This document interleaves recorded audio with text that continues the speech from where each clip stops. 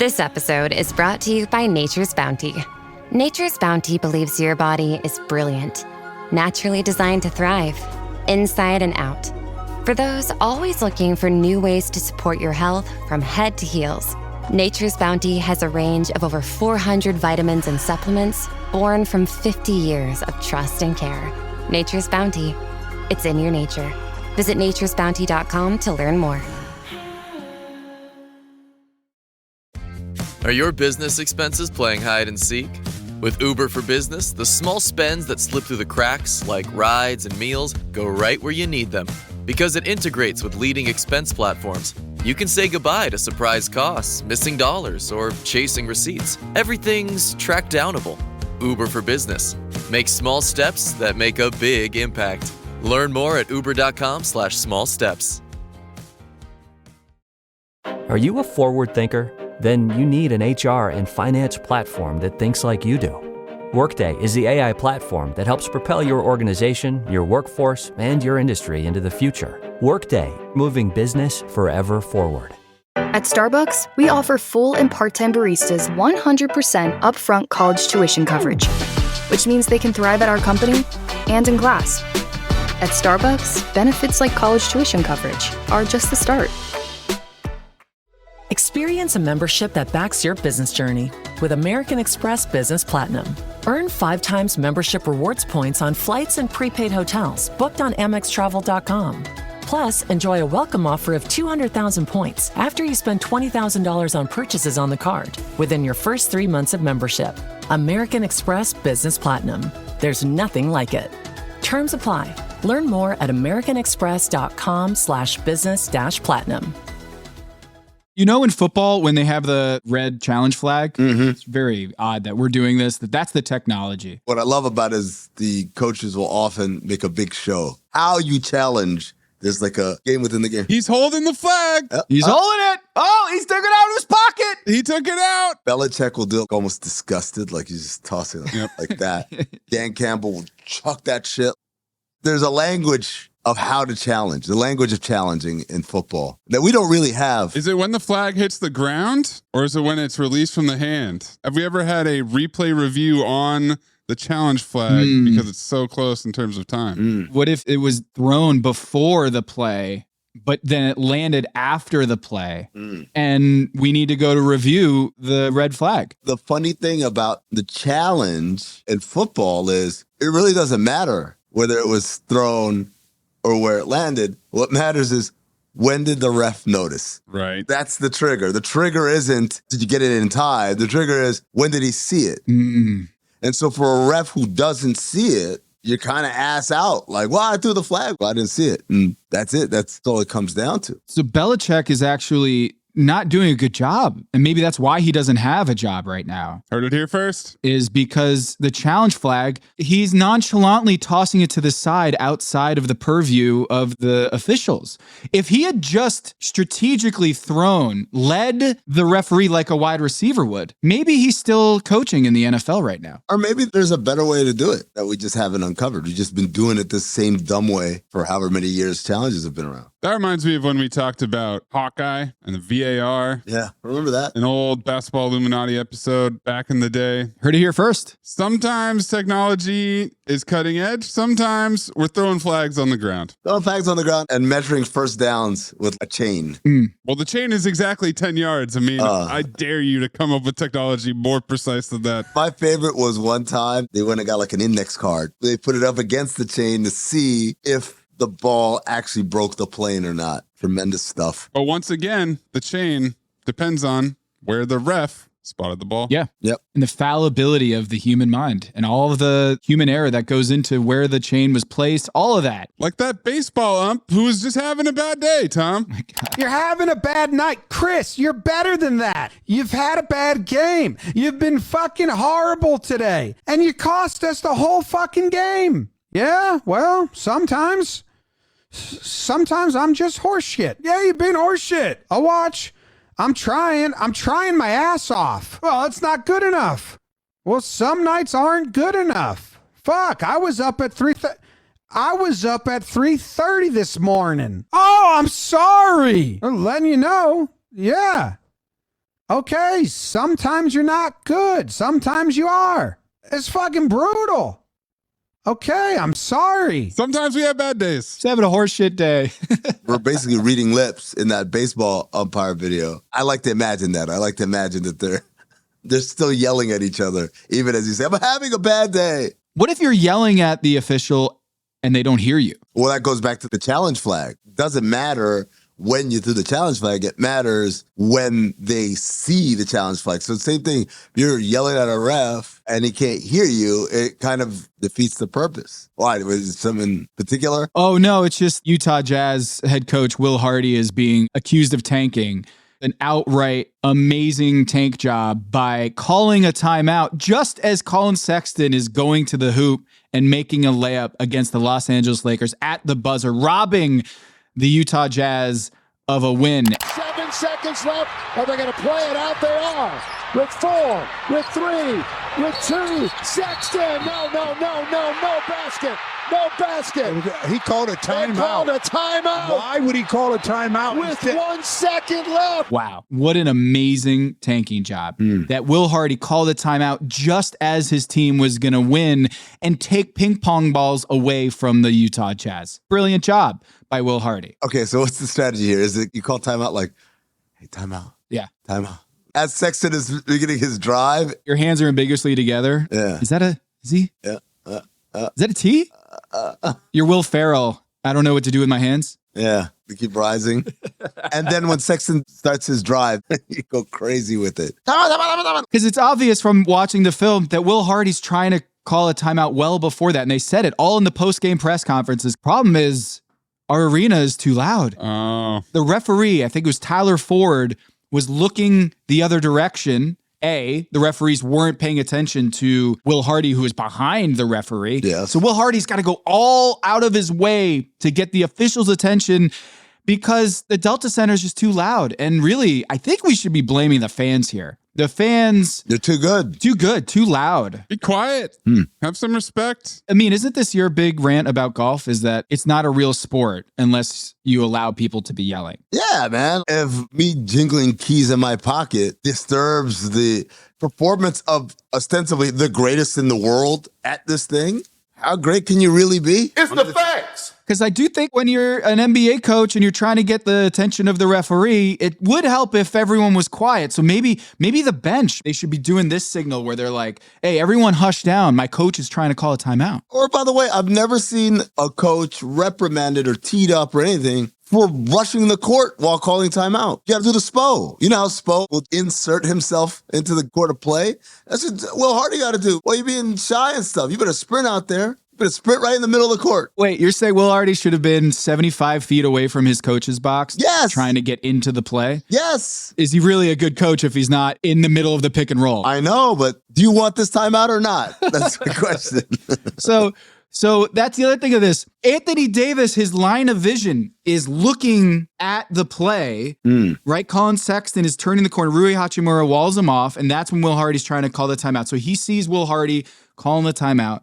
But Anthony Davis, he doesn't contest the Colin Sexton layup. So everyone's playing the results about how Will Hardy just stopped a winning basket when AD saw Will Hardy call the timeout. He quit on the play. By the way, also, if you look at the crowd, if they really thought it was a game-winning layup, the crowd would have exploded. But instead, half of these people are kind of like, oh, that was nice. Even the crowd doesn't have that vive de joy, or joy de vivre, excuse me, of, oh my God, we just beat the Lakers on a buzzer-beating layup. Thanks for that correction, by the way. I was upset about you saying the other way around. Yeah. You wouldn't have done that if Mays wasn't the producer of the show. I wouldn't have corrected myself. No, absolutely not. But I saw him get ready. Rudy was bubbling up, ready to leap into action. Tell you about joie de vivre. Oh, le joie de vivre. I do think we do need to make a technological advancement. That's your solution? What do you have in mind, Tom? I think we need Jeopardy clickers. Ooh. And that's not new. I hate to break it to you. They've had clickers on Jeopardy for many, many years. Since the beginning, some would say. Oh, no, Maze, I'm saying Jeopardy clickers in basketball in the hands of coaches. I get that, but I'm saying that technology is not new. The technology has existed. Yeah. We've had this ability for years and years. My dad was using it in 1992. Since episode 1 of Jeopardy. And it's half the game. You can show up to Jeopardy and you can know everything. But if you don't know the timing of the clicker, you're stuck, man. You're going to get out-clicked. So when JJ Redick's talking about joysticking, he can do all the joysticking he wants. Oh, JJ would love a timeout clicker. Love to joystick, yeah. Now, does the head coach have it or does someone on the bench have it? Good question. I'm glad you asked that. Is there a clicker holster or is it going pocket protector style? Are we putting it in the shirt pocket? I've got it in the small of the back right next to the play calls. You know how Spo has that sheet of card stock always in the small of his back? Great look. Yeah. Tibbs would have it duct taped to his back, John McClane style. Tibbs would have it in his hand, duct tape in his hand like a suicide bomber. At all times, you can't use this other hand. You can't have the coach have it, though. It's too powerful. Sometimes in the heat of the moment, maybe the head coach shouldn't have that kind of nuclear control. He's pulling that trigger. We saw Spo run out into the middle of the court, call timeout he didn't have against Detroit. He's calling like hundreds of timeouts a game. Anytime, he's like, timeout. Yeah, it's a dangerous option to have it in your hand at all times. But then you have to go for it. When do you go for it? Can we get the high-tech technology of having a number of LED lights on for how many timeouts you have left? Ooh. On the clicker. Do we light the beam? On the clicker. You look at it. You've got 4, you got 2. I got a 20 and I got 2 fulls. Yep. Look, there's someone on the bench whose job it is to track the timeouts, right? That's the guy who tells coach, hey, we're out of timeouts, so call any timeouts. We might as well make that guy be the guy that holds that clicker. He's already tracking it, but like you said, Baze, right? If you had it on the clicker, then that guy, his job no longer is tracking timeouts. We've replaced him. We just lost a job. Killing jobs now. But we gave him a new job. The new job is it's called a timeout. Is there a protective thing like on a gun? You have to lift the protector on the button? Like the nuclear launch. Like a submarine? Yeah, they got to flip the cap. Armed? And then hit the button. Timeout! Hello, listener. It's Producer Maze here to talk to you about Quince and their cookware. Cooler nights mean cozy meals at home, and Quince's cookware has made fall cooking so much more enjoyable. Their pieces deliver the quality and performance of luxury brands, but at a price that makes sense. And they look gorgeous on the stovetop, too. No matter what item you need to complete your kitchen, Quince has you covered with 5-ply stainless steel pots and pans, nonstick skillets, chef-quality knives, and even ceramic bakeware, which is perfect for cozy casseroles or Sunday roasts. And when you look at these prices, you might think, how is Quince doing this? How do they deliver high-quality items similar to high-end brands that are half the price? Well, let me tell you, they partner directly with ethical top-tier factories to cut out the middlemen and pass the savings on to you. And it's not just cookware. I got myself some bath sheets. That's right. When you're a tall man, you have to use bath sheets, not bath towels from Quince. It's like drying off with the cloud. It's incredible. Upgrade your kitchen for cozy fall meals with premium cookware from Quince. Go to quince.com/dings for free shipping on your order and 365-day returns. That's QUINCE.com/dings, DINGS, to get free shipping and 365-day returns. Quince.com/dings. Listener, listen up. This is important, okay? I'm going to try to save you some money here. If you're still overpaying for wireless, it's time to say yes to saying no. At Mint Mobile, their favorite word is no. You may think like, oh, that's bad. No contracts, no monthly bills, no overages, no hidden fees, no BS. Here's why I said yes to making the switch and getting premium wireless for $15 a month. You heard that correctly. $15 per month. Ditch overpriced wireless and the jaw-dropping monthly bills. And of course, there are all these hidden fees and stuff, but at Mint Mobile, plans start at $15 per month.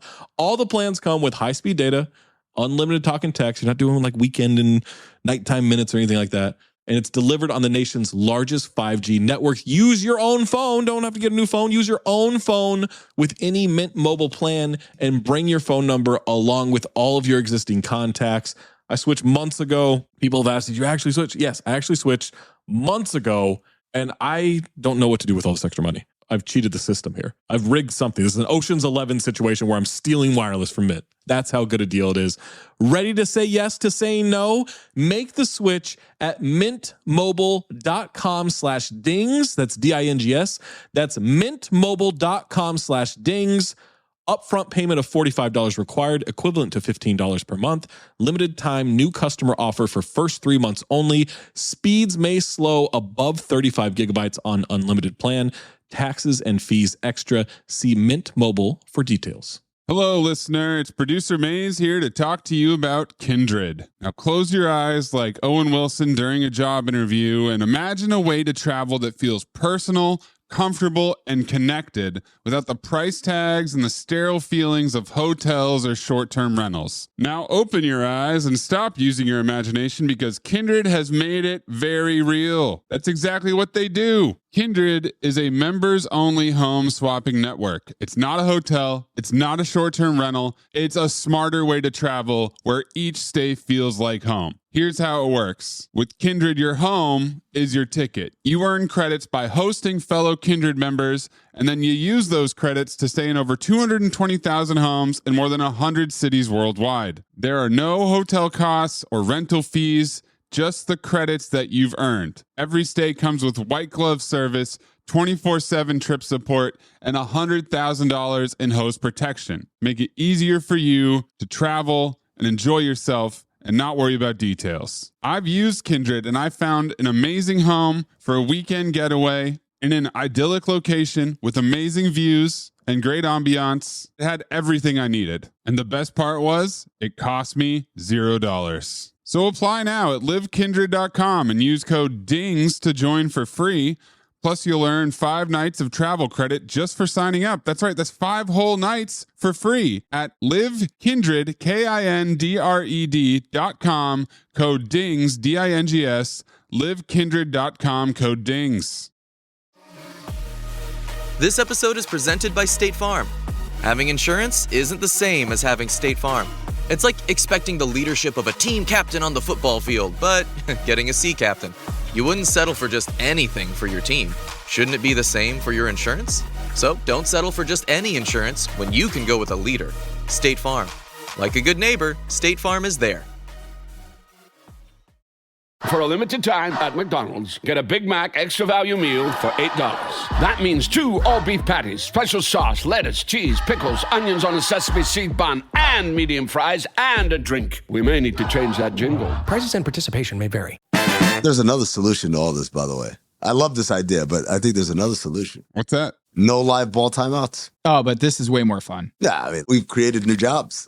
We've taken away jobs. We've created new jobs, and I can't wait in our imaginary world the first time the timeout clicker doesn't work and it ruins a game. Oh, yeah. Now we've outsourced the problem from the coach to the technology. I've been clicking it. Oh, this is great. We need that angle shot from the broadcast. Here's a Jazz bench. And the guy's like, I'm clicking it. Wait, I like this. They should do that no matter what happens. If the play goes on and the coach every time is just like, I'm trying to call timeout, that way you have an escape hatch. You have a way. Hold on, timeout. Click. What if you've got 2 new cameras trained onto the benches, and then we use facial recognition software and AI to detect when the coach says timeout. You throw up the T and say timeout, it triggers the camera, which then triggers the lighting system in the arena to start flashing like, oh, they called a timeout. Now, we've done several things. 1, we've taken it away from the refs having to notice you, right? Number 2, we've eliminated the clicker. Number 3, let's assume, for whatever reason, the technology fails for that moment. Now, you can have a challenge, a timeout challenge. And we hit the challenge button, we go to Secaucus, and Secaucus manually reviews the video. We've got a clock on there. Oh, there it is. At like 6.8, he was doing this. Yep. And the system didn't pick it up. Because that's what everyone wants to watch. You're right. This is what people tune in for. The technology and the replay reviews drag it out as much as possible. What we want is more cameras in Secaucus. Yeah. Think of the drama of that moment. When was the timeout called? There's going to be one where it's like, I called it and the technology didn't pick it up. And then they do the review and it shows, oh yeah, he did call the timeout with 6.8. Problem is, the shot went up with 7.1 on the clock. So your timeout was too late anyway, buddy. I'm all for this, except I want to make sure one thing. When you say AI is going to be deciding all of this, I mean Andre Iguodala. I was thinking Allen Iverson. No, I have to zag more than your zag. You're zagging, I'll zag more. You've been outzagged. Zach Harper. I'm trying to think of the most obscure AI in NBA history. Who would that be? Andre Ingram. Remember him? The 40-year-old rookie or whatever. Wait a minute. We just discovered that there's only 3 AIs in NBA history. That's it? Basketball Reference, if you click on the index of letters on I, there's only 3 AIs in NBA history. It's Allen Iverson, Andre Iguodala, and Andre Ingram. About that? Andre Ingram, we just got you a job. Now let's go to Andre Ingram. What was your verdict on this play? I don't know. It looked like he called the timeout. My assignment. Uncover why the association inspires more conspiracy theories in volume and salience than any other U.S. sport. You've heard of the Illuminati. The truth is out there, but so are lies. Your eyes can deceive you. Don't trust them. The NBA has always been controlled by about 8 people. Denial is the most predictable of all human responses. If you're only using 10% of your brain, you don't even know that you're using 10% of your brain. The NBA Illuminati. If coincidences are just coincidences, why do they feel so contrived? The Illuminati. But you start to follow the money, and you don't know where the f*** it's going to take you. It is unspoken. They have influence among other players. The NBA Illuminati. I don't have time for your convenient ignorance. Maybe I'm a conspiracist now as well. That's all it took. Oh, we got books, we got schools. You saw a video on YouTube. Why my eyes, sir? You've never used them before. We are the Basketball Illuminati.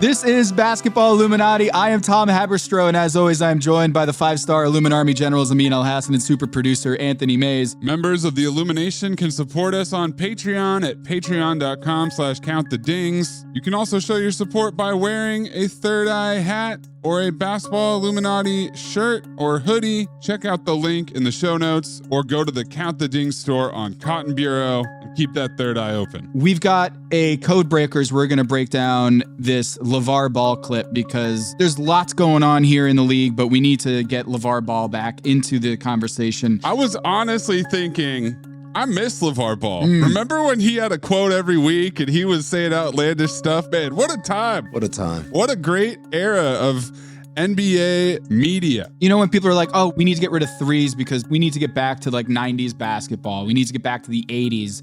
What if it's just we all need to get back to LaVar Ball? The LaVar Ball era. That's really the golden era of the NBA, right? I agree. Thank you. Flip it, Mason. You know he got them shoes, and I tell you what, behind closed doors, I think he got them on his feet just dancing. Are they? And you know what song he's singing? What song? Thank you. That is not a real song. That's what song he's singing. That is not a song. They just made one. You made that up, and it is not a real song. Hey, he got a new song. It's just for him. We'll get to that, Code Breakers, but first.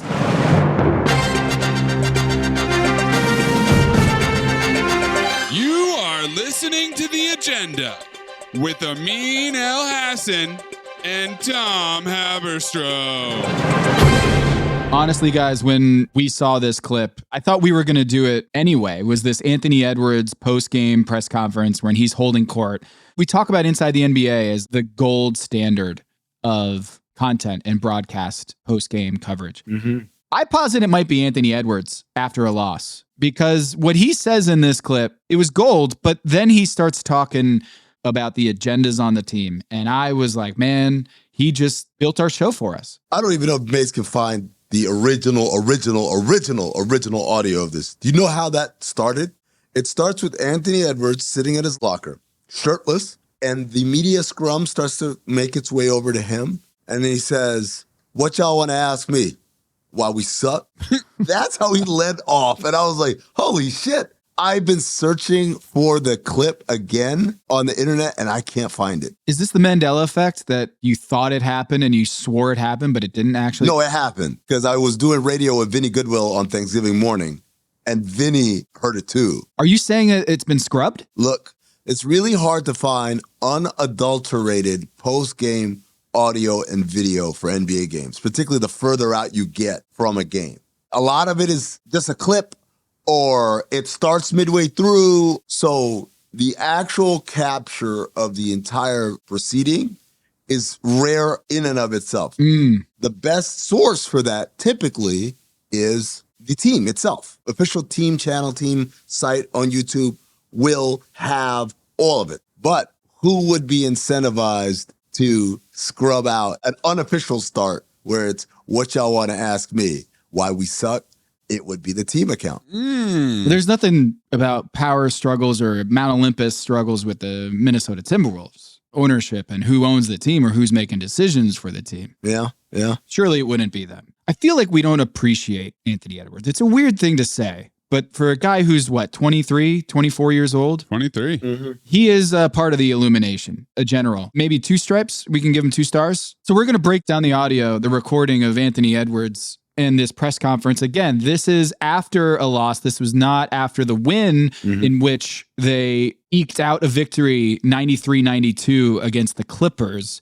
We're talking about the previous game when they lost by 11 to the Sacramento Kings as part of this 4-game slide to put them 8-10 in the standings. We can't be front runners. I mean, like we got up 10 and we was all excited and we went down and everybody went to their own little self. So I mean, it was fun to see, man, because, I don't like front runners because, myself, I'm not a front runner. So, I hate to have front runners, to think we got front runners on the team. I don't think we have any of those, but it looked like we was front runners tonight as a team, 100%. Was that your message to the guys afterwards? Yeah, we looked like front runners for sure tonight. Like, we was down. Nobody wanted to say nothing. Then we got up. Then everybody, cheering and fucking hype, and then we get down again and don't nobody say nothing. That's the definition of a front runner. We as a team, including myself, we all was front runners tonight, and it was some bullshit for sure. That one's pretty straightforward, right? He's calling them front runners. He explains why. He says, I was doing it too. This, to me, isn't code. This is just good old-fashioned accountability. It starts with me. Leadership talk. Defensively, how do you make adjustments as far as, giving up interior points, perimeter? How do you see that getting changed overall? Give up a lot of interior points. Defensively, how do y'all bring it together? We've been trying to figure this out for the whole year, man. We thought this was defense was our identity, and it's not looking like it at all. We don't know what our identity right now. Me and Mike was talking about. I think we soft as hell, as a team. Oh, internally, you know what I mean? Not to the other team, but internally, we soft. We can't talk to each other. Just a bunch of little kids, just like we playing with a bunch of little kids, everybody, the whole team. We just can't talk to each other, and we got to figure it out, man, because we can't go down this road. All right, so a couple of things there. At the start of that portion of audio, you hear the spray of something twice, and then the settling down of a can on the hardtop. I submit to you, that is a player spraying secret under his arms. Strong enough for a man, pH balanced for a woman. This has long been one of the basketball Illuminati open secrets, if you will. NBA players like secret. They like secret deodorant. And every NBA locker room has secret deodorant in there. It's no secret. Not Anthony Edwards, though. He's a degree man. Very learned with his degrees. All right, so he says, we don't have an identity with regard to defense. And he's right, because a season ago, this was the best defense in all of basketball. And this season, after this game, their defensive rating was 12th in the NBA, 112.1. Yep. Worse than the Mavericks, than the Spurs, the Cavs. Mm-hmm. This was a team that was by far the best defense in the NBA in the regular season last year. And now they've lost their identity. Not only are they not the best, they're not even what we would call elite. They're outside of the top 10. So he's saying this contextually because, you know, some teams are like 12. Fuck, I killed to be 12th in defensive rating. But that's not the case here. All right. So then he goes on to say, I'm talking to Mike. He's talking about Mike Conley. Mike and I feel like we don't have this identity and we're soft. We're soft, not to the other team. We're soft internally. He clarifies they're not soft to the other team. So it's not like these other teams are coming in and looking at them as they're soft. That's what he's clarifying. Now, what does soft internally mean? I think they're afraid to communicate to each other and call each other out for their bullshit. So he's indicating that there is a level of walking on eggshells, so to speak? Yes, there you go. Is it passive aggression? What is it? Where if you feel like if you tell someone the hard truths they need to hear, they are going to shut down. They're not going to respond positively. They may not even respond verbally. Rather, it will be internalized and sulked about, much like a child.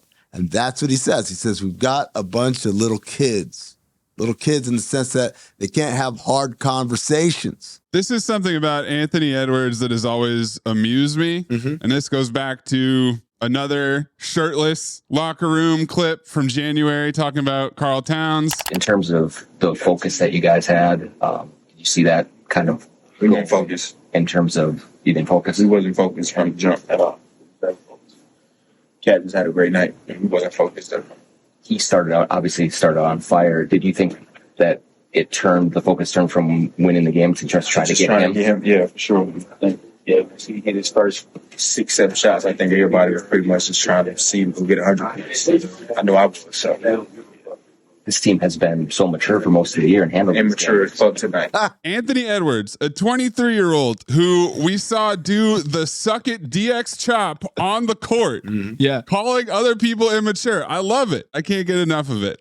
I hope he keeps doing it forever. So the old sage in the locker room, Mike Conley, was asked about whether they're soft and whether they have communication issues. And I'm reading a story from CBS Sports right now. Quote, "Trust me, we've spoken through the last 3 losses as a team, as players.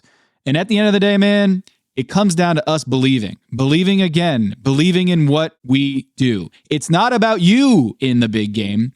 It's not about if you're making shots, missing shots, if you turn it over. And here's the big one. We have to live with each other's deficiencies. We have to live with each other's mistakes and pick each other up." And that's what the message is right now. You can't be immature about this. Let's keep it rolling. I want to hear more. Is that a communication thing? Is it lack of communication? Like what do you feel like can be that change for you guys defensively to get that identity back? I think doing what the fuck the coach tells us to do. Like that's what I mean. Like the coach tells us one thing and we go out there and do a whole nother thing. Like that's not our game plan. The shit that y'all see us doing on defense, like that's not what the coach is telling us to do. We supposed to be doing a totally different thing. And we go out there and like try to manipulate in our mind that we smarter than the coaches and just, I don't know, man. The shit's crazy right now. I don't really know. All right. So now we know one of the problems is guys not executing the game plan, especially defensively, right? Guys are doing, he said, whatever they want. We have to get back to doing the things that Coach Finch is asking us to do. Again, this was a number 1 defense a season ago. They allowed 108.4 points per 100 possessions, and this year they're allowing 112.1. So almost 4 more points per 100 possessions are being allowed. This is after trading what many people would deem to be a defensive liability in Karl Anthony Towns. So who do you think he's talking about here? It's Rob Dillingham, obviously. Before we answer that question, let's listen to a little bit more. As one of the leaders of the team, your choices are like to call it out or to basically try to figure out a way to cajole people out of it. Or, a lot of stuff. It's tough, as the person who's supposed to, help try to figure things out. Sometimes it's tough because you're looking at everybody and everybody got a different agenda, So it's like, what the fuck am I supposed to say to get exactly. So I'm trying to get better in that aspect to figure out what the hell to say to get everybody on the same agenda because everybody right now is on different agendas. And I think that's one of the main culprits of why we losing. Like everybody out there got their own agenda of like what, like I guess their imagination and what's supposed to be going on and what's really happening. So now, not only are we not executing the game plan, but we've got agendas. Agendas. We love agendas. We love agendas over here, right? Love a good agenda. All right, so we've got agendas, and he's saying, I need to figure out how and to whomst to communicate to these differing agenda people how to get on the one team agenda, one ring to rule them all. Well, I think what's interesting is he's already got the coach speak down. You know, when a coach falls on the sword after the game, I got to prepare my team a little bit better. They didn't make the right decision. I got to be better. He's there saying, I got to be better as a leader in communicating because everybody's got different agendas. How would we know what particular agenda a player might have? This is really hard. He said last year our defensive identity was this, and now it's not. Is there a certain change that happened in the offseason, and now it's a different unit this year? Let's listen to a little bit more. Let's build a little bit more of a case. Feels like what it was at the start of Rudy's first year. Yeah. How did you guys dig yourself out of that? So now we're going back to the start of Rudy's first year. I don't know. I think we brought Mike in and it helped just turn a lot of things around. Mike. As far as like Rudy's first year. Because I think Mike came halfway through the season. I think that turned a lot of things around because he was just so positive. And we're just so negative right now. Like I said, as a team, everybody just, we not like, you know, like the last couple of years we was like this. And it just feel like we just, you know, just gradually just growing away from each other. Now, when he says like this, ladies and gentlemen, he's doing the interlacing of the fingers, putting them in the hands together tight. That's what he's talking about. We were tight, basically, and now we're not. So how did they turn it around when the start of Rudy Gobert's tenure in Minnesota? And he credits it to Mike Conley, and Mike Conley's positivity specifically saying it's got negative here. So follow me, if you will, through this beautiful exercise in leadership. It starts wide. Everybody, we're all front runners. Me too. We don't have an identity. Still all of us thing. Now we're soft. Narrows it down a little bit, saying guys are like little kids. You can't tell them anything because we're soft internally. We're not soft to our opponents. The people we're talking about, front runners, kind of immature. You can't talk to them. They're sensitive in that way. Then he narrows it down more, saying they're doing whatever they want. They're not executing the game plan, the defensive game plan. They've got their own agendas out on the floor that's different from everybody else. They've got a negativity that comes with them. Wow. And they aren't quite as close-knit as a result of all of that. It's almost like one of those police sketches. Yes, it's a police sketch. And as a drawing, it's like, oh, shit, this kind of looks like some guy I know. You know what? Let's hear a little bit more and see if we get any more evidence in here. It's just the craziest thing because we've been together for, most of us been together, you know what I mean? So most of us. We got 2 new players. That's about it. Everybody else, we've been together. So I was going to say, you're not like just referencing like 2 new guys. No. I'm talking about the whole team. The whole, all 15, however many of us it is, every last one of us, we go in our own shell. We just growing away from each other. And it's, I mean, like, it's obvious. We can see it. I can see it. The team can see it. The coaches can see it. The fans fucking booing us. Like, it's just crazy, man. We getting booed in our home arena. That's so fucking disrespectful. It's crazy. Guys, despite his protests, is it fair to say you saw him about Julius Randle? Yeah, come on. Up until he says, oh, no, I'm talking about all people, what he is describing as Julius Randle. Is Julius Randle's identity defense? No. What's Julius Randle's agenda? Is it getting another contract? He's trying to get paid. Is it possible that the guy who's going to be a free agent this summer, who just got traded from the team that he took a pay cut for because of the CAA connection and was like, you know, I'm going to do it for the team. Like, I felt like I wanted more flexibility to give to the team. Then they trade his ass, and now he's like, I got to go to Minnesota and figure out a way to get paid. That seems like a pretty strong agenda. Guy who's a poor defensive player, less than average defensive player. I mean, I wrote about this on TomTheFinder.com. Julius Randle has had 1 block this season. Yeah. 600 minutes, and he's blocked 1 shot in the entire season. Funneling with Rudy. That is the 4th lowest for any big in NBA history, I should say, since 1973. This is Adam Morrison territory. Ooh. 1 block in 619 minutes or whatever it is. We got to figure out the man who did this. Yeah, who did this? The guy who got traded to your team, who has a history of pouting on the floor. Yes. That clip last year when he didn't run back on defense and he's throwing his hands around like a toddler, a temper tantrum. The guy who one time was angry and so left the huddle, even as his teammates were trying to call, come on, Julius, come back here. Like, no, I'm going to go pout over here. The guy who does not accept constructive criticism in that kind of way. Insular, got an agenda we talked about. Everything he's saying. Oh, but it's all 15 of us. I mean, it's all 15 of He us. just described Julius Randle to a T. I think we broke the code. Well, we're not done breaking codes. No, there's more. There's more big baller brand codes coming up next. Wish you could become a morning person? You know the type, up before the sun, early morning runs, first one to the office with donuts and a smile. How do they do it? Easy. With the new Galaxy Watch 8, sleep tracking and personalized insights from Samsung Health help you improve so you can wake up to a whole new you. One who, dare I say it, skips the snooze? It's possible. Train your sleep with Galaxy Watch 8. Learn more at Samsung.com. Requires compatible Samsung Galaxy phone, Samsung Health app, and Samsung account. The family that vacations together stays together. At least, that was the plan. Except now, the dastardly desk clerk is saying he can't confirm your connecting rooms. Wait, what? That's right, ma'am. You have rooms 201 and 709. No, we cannot be 5 floors away from our kids. The doors have double locks. They'll be fine. When you want connecting rooms confirmed before you arrive, it matters where you stay. Welcome to Hilton. I see your connecting rooms are already confirmed. Hilton, for the stay. This episode is brought to you by Indeed. When your computer breaks, you don't wait for it to magically start working again. You fix the problem. So why wait to hire the people your company desperately needs? Use Indeed's sponsored jobs to hire top talent fast. And even better, you only pay for results. There's no need to wait. Speed up your hiring with a $75 sponsored job credit at Indeed.com/podcast. Terms and conditions apply.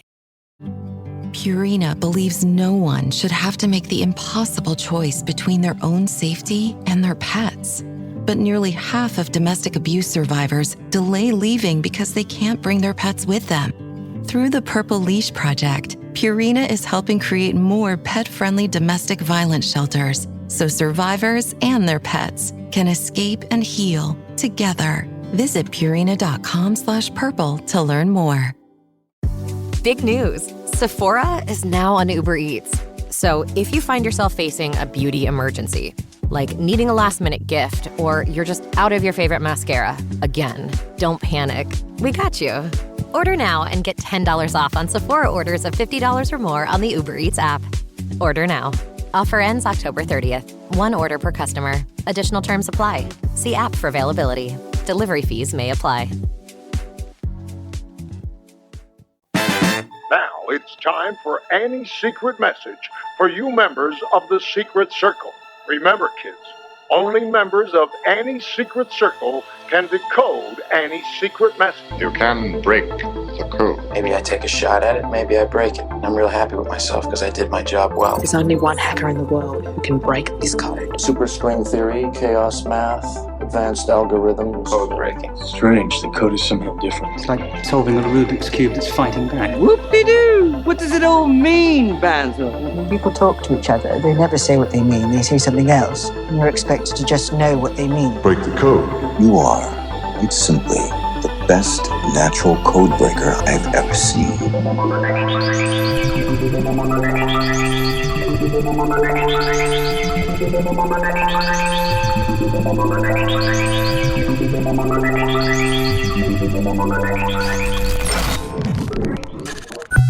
Let's break some code here. Let's bring back our old friend LaVar. Oh, man, I've missed him so much. I know what we're getting. I'm going to get a bunch of people like, do you know he's a misogynist and da-da-da. Look, I'm not asking for him to run for president. Well, too late for that. Shit. I'm not asking for him to have heaps of success. We're not empowering him. Yeah, I'm just saying he's your uncle from the cookout who says outlandish things and everyone laughs at, but he doesn't know that we're laughing at him. He thinks we're laughing with him. I'm all right with it, man. The world has been a lot worse. So bring me back more LaVar Ball, please. So Friday night, The Hornets lost to the Knicks 99-98. Cody Martin missed a free throw with 47 seconds left. Cueing LaVar Ball to go on Instagram Live. You know we need that guy. Don't worry about it. Help is coming. Help is coming. Help is coming. Help is on the way. LaVar Ball knows. LaVar knows where that help's coming from. What could he possibly be talking about? Well, didn't they already try to get LiAngelo on the team? They signed him to a two-way and brought him into the Hornets organization. Is there another brother I'm not familiar with? No, there's 3 brothers. Yeah. LiAngelo and Lonzo, actually, were on the Unapologetically Angel podcast with Angel Reese. The day before, LaVar said help is on the way, and Lonzo gave LiAngelo some tough love. Would you ever play it back overseas or no? I've been thinking about it for real. Like if I want to get a call from the G League just so I can like open them doors up again. Overseas, Angel. You don't know that, bro. I feel like you guys can be. What if you guys want the same team, all 3 of y'all? That would be legendary. That's what I'm trying to do. That's what I'm trying to get to the G League. That's so if what, let him live his dreams. I gotta open my doors. Open your doors. I just said about the G League. I said he's not going overseas. You already said it's quite great deals overseas. Don't mess with me, bro. And I get some because I get calls overseas. Like, I know. I can leave you don't want him overseas? I wanted him to go overseas. If I didn't want to go overseas. No, I do though. If I had a right setup, I'm going. I feel like you can play overseas and you can get to over there. And you get overseas, get to the G League, and you gonna play with your brother. Y'all, all 3 of y'all can play on the same team one day. That'd be legendary. What if I could just get to the G though? I feel like I'm cool. I don't really know. In the NBA, how does that work? Like that's what I'm saying. I feel like the opportunity is not gonna be the same in the G League for him. Just because of his process and how long it's been, just being realistic. Like I'm his big brother. I gotta, tell him the truth. You know what I'm saying? That. I think his path is overseas. Should have been overseas that's killing. Fair enough too. Whether LiAngelo is headed overseas or gonna finesse his way into the G League, either of those options sound like they're not imminent. But Angel Reese raises an interesting point. We've had a father and son play together. Why not have 3 brothers? Lonzo Ball, he's been hurt for so long. I don't think he's the answer, right? Well. Oh, wait. He just came back. And after a month, he's back onto the floor. Wait a minute. Is LaVar Ball a shadow GM for the Charlotte Hornets right now? Is he calling his shot here? Did he beat Michael Jordan in one-on-one and finally take control of the franchise? That is an interesting theory, though, that the help that is on the way comes in the form of his other son, right? The prodigal son. He was the one. He was the one who said he was better than Steph Curry and all that stuff. I've got another clue. 2 days before the IG Live, at I Got NFTs Media on Twitter, tracked down LaVar Ball and chatted with him inside the arena. We are getting ready to make history in the Queen City. And he's not just saying that to say it. I'm not just saying There's a reason Triple B's you in the building. You see what I'm saying? We're about to change the whole atmosphere. Trust me when I tell you, it's going down. He gonna tell you. It's about to happen. Ooh, reunited, and it feels so good, baby. You have to wonder if that's the guy, and he's only got 1 year left, $21 million, so it's not like a long-term commitment that you'd have to make. What would you have to give up? What would you want to give up in order to get your hands on a guy who's been hurt most of the time? And then, second of all, how much would he help the Hornets? Well, I mean, I think you've told me this before. Thanasis Antetokounmpo, my Greek brother that I've followed for years on Twitter. You've forsaken him. What are you talking about? These are Greek myths, what you're spewing right now. The value of having a sibling on a team is not just what's per game averages, he's dog shit. Like, come on. No, not Thanasis, right? There's another value. There's this, not a supernatural value, but intangible. Twins, brothers, siblings. There's this thing, this je ne sais quoi. Is that right? Nailed it. Rudy. Parfait. That they bring that it's hard to explain. Maybe there is something here that LaMelo Ball has been on an absolute tear to start the season. An electric player. The Hornets are building around he and Brandon Miller. And how do we get LaMelo to be this franchise cornerstone, reliable, et cetera, et cetera, et cetera? Well, we could just look to the Orlando Magic. Yes, the Wagner boys. Wagner brothers. The Wagners. Yeah. Yeah. Yeah, coach. My last name's Haberstroh. I'm not German. I'm Greek, right? Thanasis. Anyway, Wagner brothers are a great example of this. Franz Wagner was a really good prospect, 8th pick in the 21 draft. But it wasn't until his brother came where he really took off. Mo Wagner, who's a few years older than him, drafted in the 2018 draft and came to the Magic in 21 later in the season. I think that's really the reason why Franz Wagner has made the leap, is because Mo's there. There's that brotherly love that we can't really figure out exactly what's going on, but brothers seem to play better when they're on the same team. Do you have another example? I want to go back. We have to go back. 2015. This is the opening line to a story on ESPN.com. Markieff Morris locked eyes with his twin brother, Marcus. And that was all the siblings needed. After making eye contact on their way down the floor, the two did what they have done probably hundreds of occasions, messing around in a practice gym. But this time, it came against the Los Angeles Lakers in a real NBA game in November. An alley-oop from one brother to another.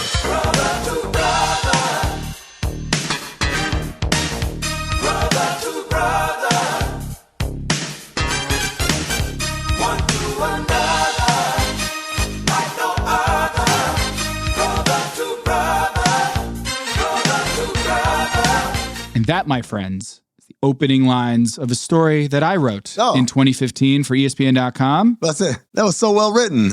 Thanks, Amin. Well, the reason why I have that open is because Markieff Morris's player efficiency rating was 18 with his brother on the floor. And with Marcus off the floor in Phoenix, it went all the way down to 14. And if you look at all the times Markieff Morris had an alley-oop in his career, a vast majority of them came from his brother. From Marcus. Really weird that they would have this kind of synergy. You know what the weirdest thing is? Markieff Morris obviously has been in the league. What is that now? 13 years? His career best season was that 2014-2015 season where he played with his brother.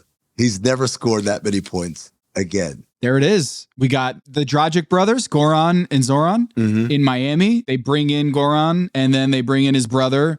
And Goran has some great years in Miami. There's evidence all around us that LaVar Ball, when he says help is coming, this actually might be a really smart thing, that brothers perform much better when in their presence of their sibling, when family is around. But I need him to reroute Cody Martin to reunite with Caleb Martin. Oh, yeah. I need a conservation of brothers. If we're going to reunite one brother, we should send the other brother to be with his twin brother. All the brothers. That only seems right. This is great. What other brothers do we have in the league? So we've got the Martin brothers. One is in Philly. We've got the Wagner brothers. They're together. We got the McDaniel brothers. Brooke and Robin were together last year. Briefly, until Robin was released. You got the Holiday brothers. Oh. Justin, Drew, and Aaron. You got the Grants. I've got another one. It's a new one. Jalen Williams. His brother Cody Williams got drafted. Keegan and Chris Murray. Ooh. Another one in the column of they already play together, Evan and Isaiah Mobley. People don't think about Isaiah Mobley a whole lot. They don't talk about Isaiah Mobley. No, they don't. Well, you could get Michael Porter and... Not anymore. What? Oh. Not anymore. I wouldn't bet on that, Tom. Maybe if he just was in Denver, if the Nuggets signed him, this would never happen. Anyway. Of course, how can we forget the Currys, Stephen and Seth? Wait a minute. Maybe that's the grand plan, is you bring Seth in, you hire Dell. That is the carrot by which Steph ultimately comes home. It's a conspiracy. Help is on the way. Of course, this happens right when LaMelo Ball has a calf strain. So help is on the way to a team that actively does not have LaMelo Ball. But in September, guys, we were just saying how we wish we had more LaVar. Maybe it's because we're not listening to the WAE show with Lonzo Ball. What does that stand for? It stands for We Against Everybody. What an Experience with Lonzo Ball. No. LaVar went on that show and said, I want them all to play for the Clippers. Wait, what? I want them all to play for the Clippers. Okay, I haven't heard this before. Yeah. I want them all to play for the Clippers. You want them in LA? Yeah, because here's the thing. I don't want to go back to the Lakers on the fact that how you did Lonzo. So why Okay. did I bring the other two? Let's go from, Steve Ballmer. That's my guy. I like him. I like his style. Yes. That's why I tell him. My last name Ball, his last name Ballmer. We supposed to ball more. We're supposed to ball more. He got the best thing. He got a whole new stadium coming up. And hopefully at that time, hey, let Clippers, come on, trade Melo over there to the Clippers. And then say Lonzo ain't good. And then let Lonzo be like, oh, I'm not going to re-sign with Chicago. Let me sign with the Clippers. Steve Ball. I would have said play for Denver because then they could play at Ball Arena. Maybe that'll be the third stop. So first, get them all in Charlotte, then ship them across the country to the Clippers, then ship them to Denver. Maybe LiAngelo can join at some point after he's done finding his path. This is how I know I haven't had nearly enough LaVar Ball in my life. Because I'm discovering right now, as we record this podcast, that LaVar Ball has made a blood enemy out of the Los Angeles Lakers. That's fucking hilarious. This is something that definitely needs microphones and cameras. He needs to be on First Take and all these shows, doing a car wash, shitting on the Lakers. Did they try that? They did. Didn't they bring LaVar Ball? And it was amazing. When it all happens, I know what you're going to say, Stephen A. I'm going to invite you to the house and make you some pancakes with strawberries, and you're going to say, this is the best cook I've ever seen in my life. I'll take that up. I know you will. I'll show up for the pancakes with the strawberries. I know I've been saying why you there? With the strawberries. All you're going to hear is one song. I will do that. I don't know how LaVar did this. Oh, Lord. But he is the greatest. It's going to be beautiful, trust me. I think you met your match, Stephen A. It was amazing. And then some nerds were like, oh, I don't like how he talked to Beetle. Who cares? Have you heard how Beetle talks to everyone else? Why are we so protective? It's like, oh, leave that honey badger alone. Like, what? This absolute apex predator of a human being. Road twitch. On November 29th, guys, our friend in the Illuminati, Jake Fisher, Truth teller, a field general out there on the streets, reported Bulls executives, according to league sources, have been messaging to rival front offices that they are willing to discuss the majority of their roster in trade talks leading up to the February 6th trade deadline. Most notably, sources say, Chicago has expressed a desire to move LaVine, Vucevic, and Lonzo Ball. Interesting. Who collectively command nearly $85 million in salary this season. Help is coming. People's Insider has a quote from a one league figure with knowledge of the Bulls' thinking. This is on the Stein line at Substack. That's right. For those who don't know, Jake Fisher and Mark Stein have teamed up. The Stein line featuring the People's Insider. The People's Insider getting this quote. Arturas is trying to drive up attention for all of his guys. He's smart. The fact they were willing to move DeMar and Caruso, they're willing to move anybody now, in parentheses.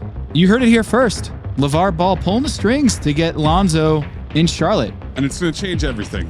Right, Tom? That's it. That's what they need. Can we get your brother traded to Charlotte? I should do that. How do we make that happen?